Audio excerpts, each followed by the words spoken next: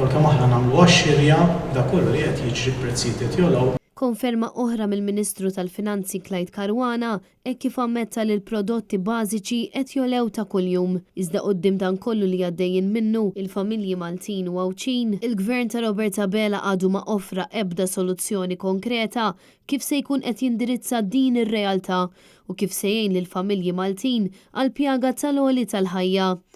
Dan minkejja li l-problema tal-għoli tal-ħajja u ż-żieda fl-ispiża ta' prodotti bażiċi qed tkun ta' uġieħ ta' ras kbira kemm għan-nies l-aktar vulnerabbli fis-soċjetà bħal pensjonanti kif ukoll għal dawk il-familji li għandhom dħul medju.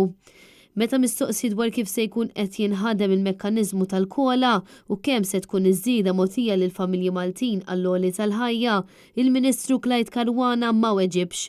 Il-Ministru Clyde Caruana stqar li ma jistax jiżvela d-dettalji dwar dan filwaqt li qalilna sabiex nistennew il-qari tal-budget li se jsir nhar it-tnejn li ġej fil-Parlament.